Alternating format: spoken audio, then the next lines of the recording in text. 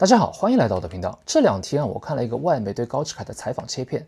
高志凯在这个采访中把台海问题类比美国南北战争，把台湾比作被林肯收复的南方来证明中国统一的合法性。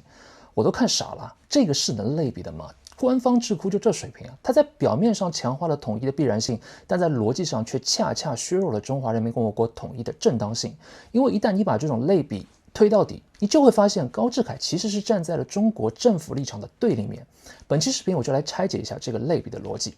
首先，我先用3句话简单概括一下美国南北战争。美国南北战争的起点是北方工业资本主义对全国统一市场的需求，而其正当性来源于对奴隶制的否定与独立宣言精神的再实践。最终的结果是政治、经济与理念的3重统一，使美国真正成为一个现代民主国家。林肯在政治上就是一个现实主义者，他早期的目的是维护联邦统一，并不打算立即解放所有奴隶。到这里，高志凯的类比还没有问题，毕竟主持人说台湾人民不想被解放，高志凯立刻就说南方也不想统一，但林肯决定用武力把邦联带回联邦，说明他承认台湾人民不想被解放，但是他觉得这不重要。他认为美国发生过同样的问题，使用武力解决了，那么中国也可以。但继续往下走，这个类比就会在逻辑上出现一个对中华人民共和国极为不利的崩塌点，就是在类似统一的外壳下，内核却南辕北辙。在美国内战初期，林肯政府的确打的是维护联邦统一的旗号，但是这个旗号出现了3个急需解决的问题：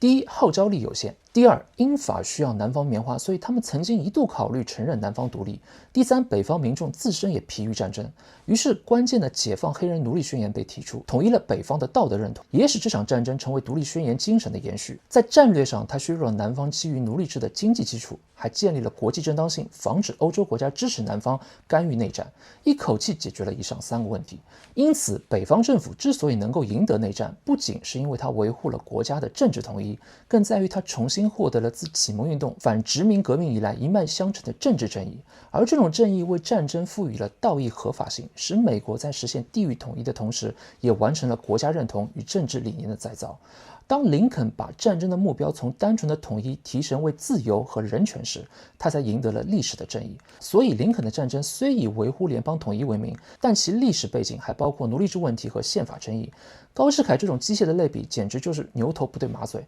那么，为什么说高志凯是站到中国政府立场的对立面呢？我们把高志凯的类比沿着南北战争的真实轨迹往下推，就会得到一个意想不到的结果。我们不谈立场，只看政治结构，为了更直观一点，这是我做的一张图表。结果一目了然，在体制与理念上，似乎台湾地区政府要比中华人民共和国政府更符合联邦政府的特征。林肯之所以被后世尊为正义的象征，并不是因为他打赢了一场战争，而是因为他以宪法和人权为旗帜，进行了一场为自由的战争，而不是一场为排除异己的战争。那么高志凯使用南北战争来类比台海问题，唯一符合逻辑的结果只能是，他认为最终是台湾反向统一中华人民共和国，将自由带回大陆。如果这就是高志凯的爱国言论，那么恐怕连林肯本人都要重新思考什么叫国家统一了。